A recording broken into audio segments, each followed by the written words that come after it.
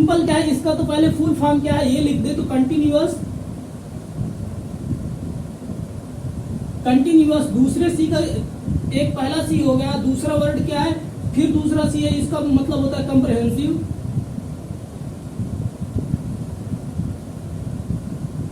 E for तीसरा जो word है ई, इसका मतलब होता है इवेल्युएशन। अब कोई मुझे एक वाक्य में पूछे कि सीसीई क्या है, तो इसका सीधा और सिंपल सा उत्तर है कि एक साइकोलॉजिकल या एजुकेशनल साइकोलॉजिकल पद्धति है, या कि शिक्षण व्यवस्था में एक नवीनतम पद्धति है मूल्यांकन की, यानी इवेल्युएशन की, मूल्यांकन का मनोवैज्ञानिक रूप से एजुकेशन सिस्टम में, भारतीय एजुकेशन सिस्टम में कंडक्ट किया गया एक नवीनतम पद्धति है। ठीक, यानी एक मूल्यांकन का नवीनतम तरीका है। बिल्कुल रफ भाषा में आपको जानना है तो सतत व्यापक मूल्यांकन शिक्षण व्यवस्था में या टीचिंग लर्निंग प्रोसेस में जो मूल्यांकन होता है, जो टेस्ट होते हैं, जो परीक्षाएं होती है बच्चों की, क्यों होती हैं? भाई टीचर ने क्या पढ़ाया और बच्चे ने क्या सीखा। जब दुनिया उसका सर्टिफिकेट मांगेगी उसके लिए हमें क्या करना होता है, एज ए टीचर कुछ एग्जाम्स कंडक्ट करने होते हैं, और कई सारे मामलों में हम फ्री नहीं होते। हमारा जो बोर्ड, यदि हम स्टेट में है तो पर्टिकुलर रिस्पेक्टिव स्टेट का बोर्ड होगा, या कि हम सेंट्रल के किसी जॉब में जब जाएंगे, केवीएस वगैरह में कहीं जाएंगे, तो central board of secondary education decide करेगा कि किस प्रकार के एग्जाम लेना है। ठीक, तो जो एग्जाम्स होते हैं, मूल्यांकन होते हैं, इसका नवीनतम स्वरूप, नवीनतम मनोवैज्ञानिक स्वरूप है सीसीई। अब इसके पर्टिकुलर वर्ड से ही समझ लेते हैं पूरी सीसीई की स्टोरी को।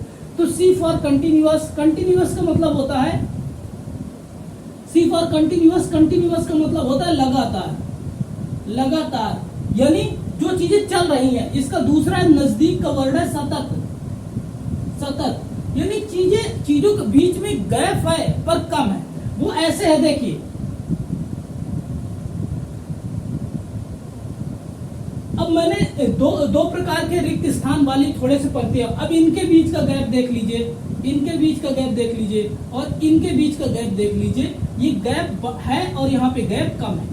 इसका क्या मतलब हुआ? यहाँ पे सततता सघन है, यानी सततता नजदीक है, और यहाँ पे सततता दूर दूर है। ठीक है ना?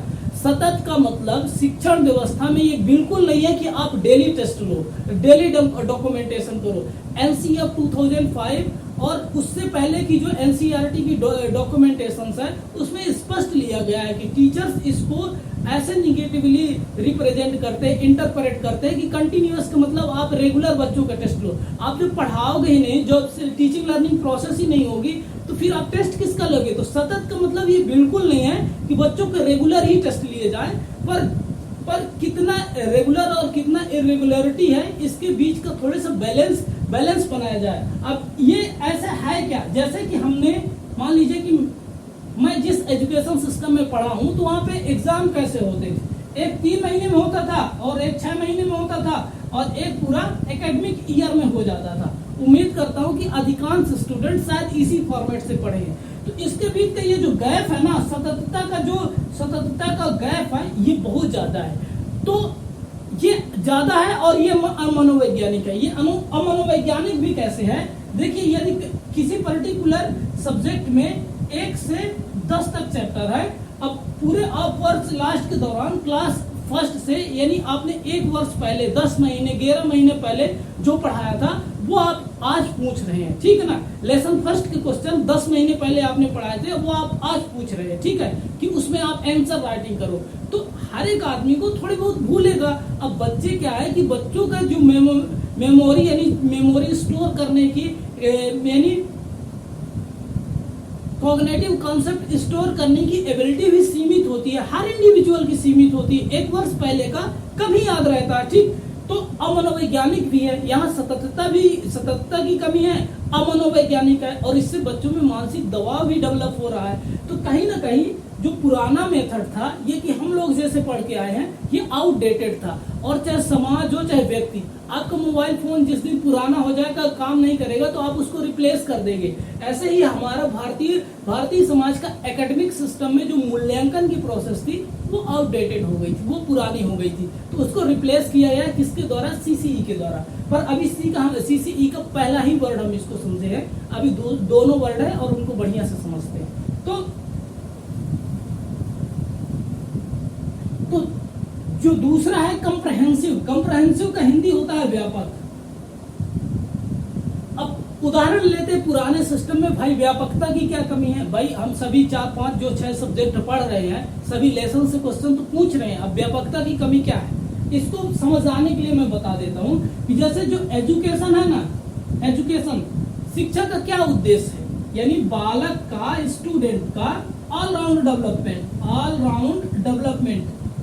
डेवलपमेंट की हिंदी क्या होती है? सर्वांगीण विकास, चहुमुखी विकास। इसका क्या मतलब हुआ?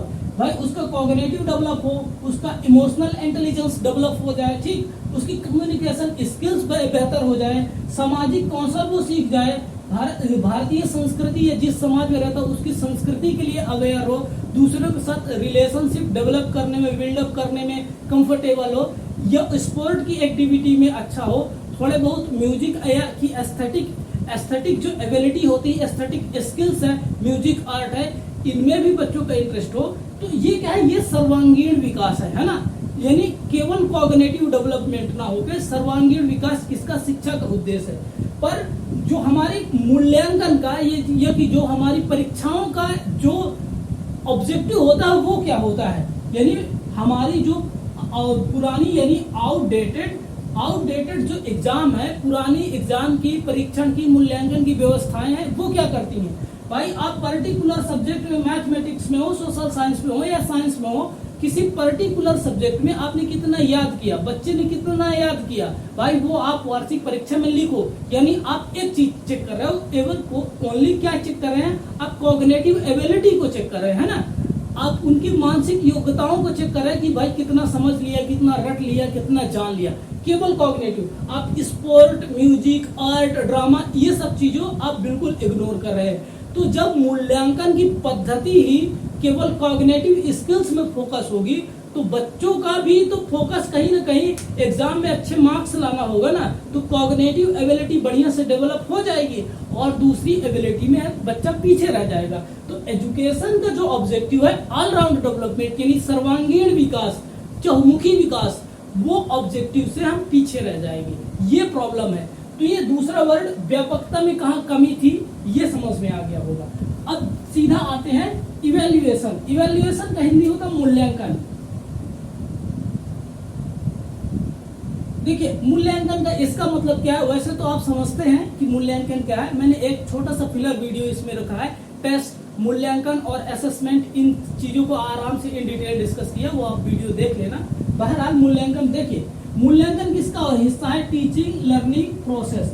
यानी विद्यालय में बच्चे एडमिशन लेते हैं, टीचर वहां पढ़ाने जाते हैं। यानी एक विद्यालय एक ऐसी संस्था जहां पढ़ने पढ़ाने की प्रोसेस चालू हो रही है। बच्चा क्लास में आए, चाहे एक दिन की हो चाहे एक वर्ष की हो, क्या सीखा, क्या जाना, को करिकुलर एक्टिविटीज, सिलेबस से रिलेटेड, प्रोजेक्ट से रिलेटेड, असाइनमेंट से रिलेटेड जो भी गतिविधियां करता है उसको क्या बोलते हैं? उसको क्या बोलते हैं? टीचिंग लर्निंग प्रोसेस, यानी शिक्षण अधिगम प्रक्रिया। ठीक। अब मूल्यांकन कहां से आ गया इसमें? भाई टीचर ने क्या पढ़ाया और विद्यार्थी ने क्या सीखा। जब समाज में जाएगा, वास्तविक दुनिया में जाएगा, वास्तविक धरातल में पहुंचेगा, तो दुनिया तो ये मांगेगी ना कि आपने क्या पढ़ा, इसका क्या सर्टिफिकेट, आपने क्या सीखा, किस पर्टिकुलर स्किल्स को आपने एडॉप्ट किया, क्या सीखा। तो दुनिया तो आपसे सर्टिफिकेट मांगेगी। वहां पे काम आता है टीचिंग लर्निंग प्रोसेस में मूल्यांकन, यानी बच्चे ने कितना अधिगम प्राप्त किया।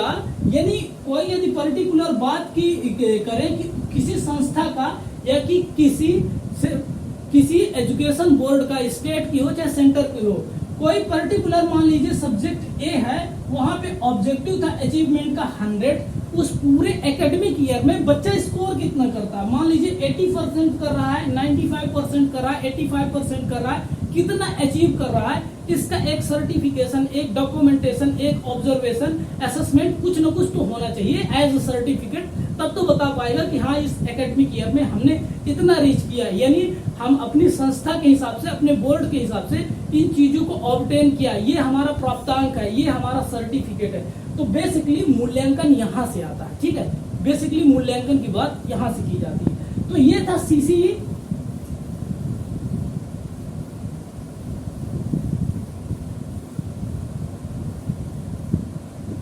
अब उम्मीद करता हूं कि सीसीई की बातें तो समझ में आ गई होगी, पर इंडियन एजुकेशन सिस्टम में सीसीई कैसे आ गया, थोड़ी सा इसकी हिस्ट्री जान ले तो बातें और भी क्लियर हो जाएगी, चीजें और भी आसान हो जाएगी।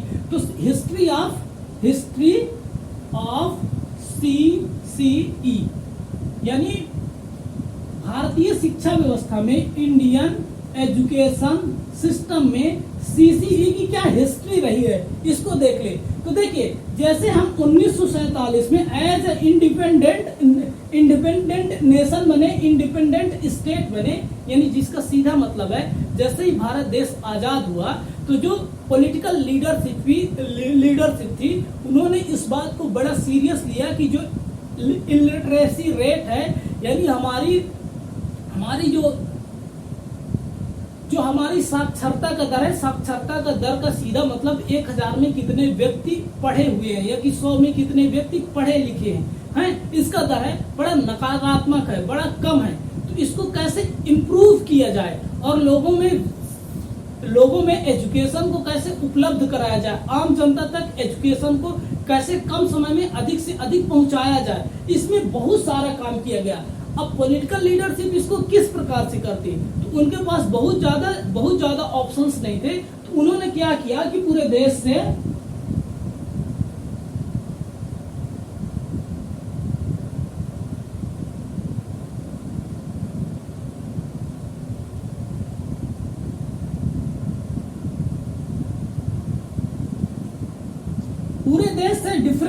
डिफरेंट स्टेट के बहुत सारे जो विद्वान हैं, मान लीजिए कोई यूनिवर्सिटी के वाइस चांसलर ले लिए, कोई प्रोफेसर से लिए, तो बहुत सारी कमेटियां बनाई, जैसे राधा कृष्णन कमेटी हो गया, मुदालियार आयोग हो गया, कोठारी आयोग हो गया, बहुत सारी कमेटियां बनाने चालू की।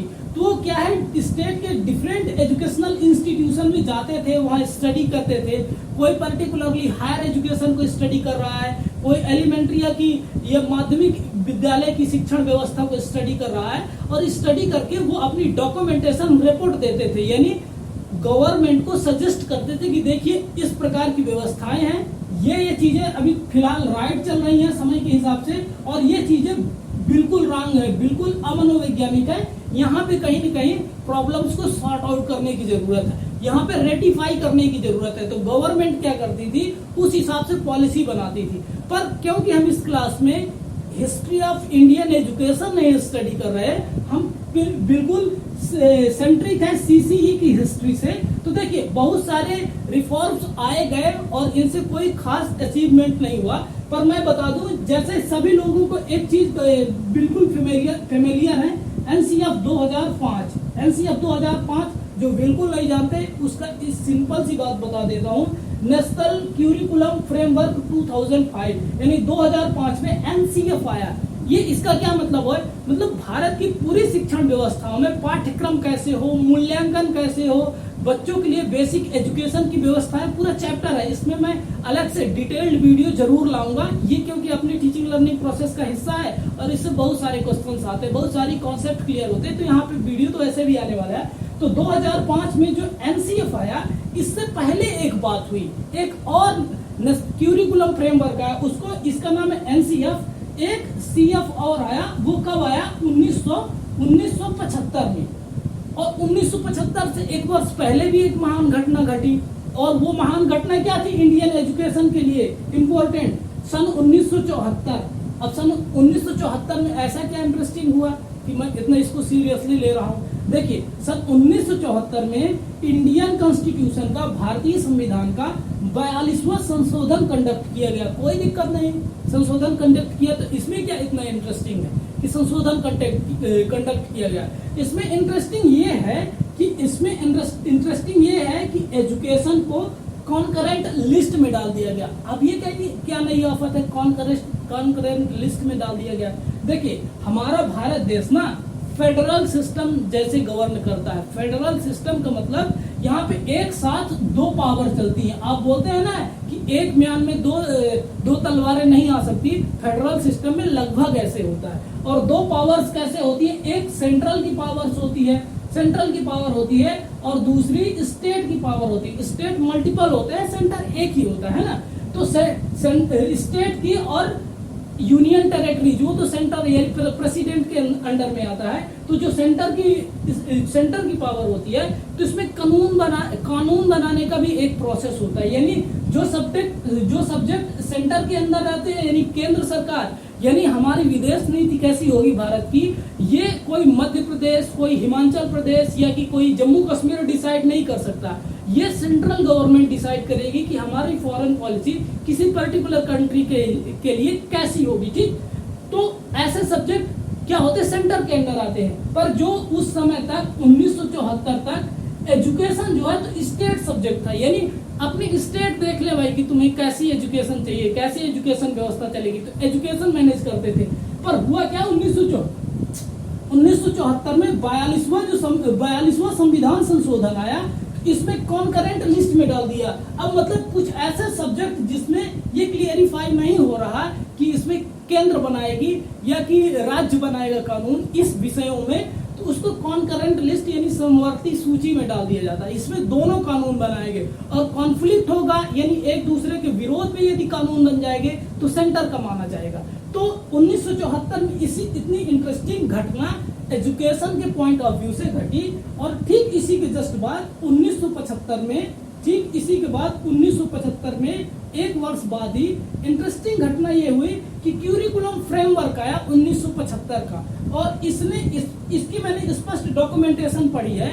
इसमें स्पष्ट लिखा है कि जो evaluation process should be not one time affairs, यानी शिक्षण व्यवस्था में टीचिंग लर्निंग प्रोसेस में जो इवेल्युएशन है, मूल्यांकन है, असेसमेंट है, टेस्ट है, परीक्षा है, जो भी आप शब्द को अपने नजदीक समझे, ये जो भी प्रक्रियाएं हैं, यानी सीधा मतलब स्टूडेंट ने क्या सीखा और टीचर ने क्या पढ़ाया, इसका मूल्यांकन एक टाइम नहीं होनी चाहिए। One time affair should not be, है ना, एक टाइम का अफेयर नहीं होना चाहिए, ये मल्टीपल टाइम्स होने चाहिए। इससे क्या होगा भाई, बच्चों के अंदर परीक्षा का मानसिक दबाव कम होगा, एजुकेशन थोड़ा सा क्रिएटिव होगा।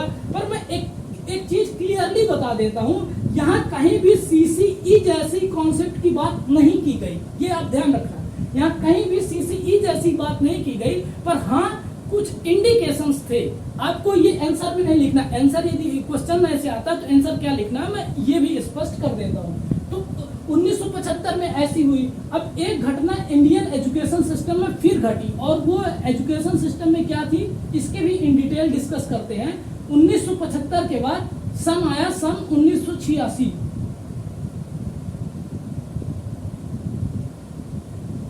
सन 1986। अब यहाँ पे क्या हुआ, the national policy on education, एक पॉलिसी आई, द नेशनल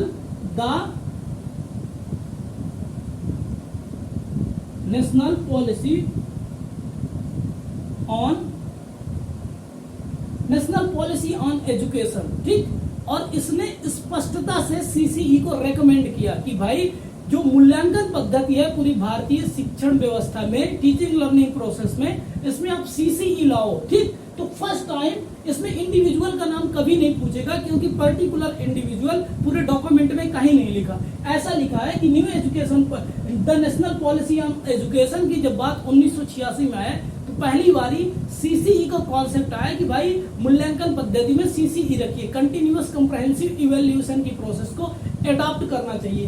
पर चीजें जैसे कि टलती गई तो टलती ही गई, टलती रही। फिर ऐसा क्या घटना घटी, क्या इंटरेस्टिंग मोमेंट आया इंडियन एजुकेशन हिस्ट्री में, इसको समझते हैं। तो 1986 में पहली बारी CCE का कॉन्सेप्ट एज डॉक्यूमेंटेड हुआ, ठीक। फिर चीजें कहीं चेंज नहीं हुई।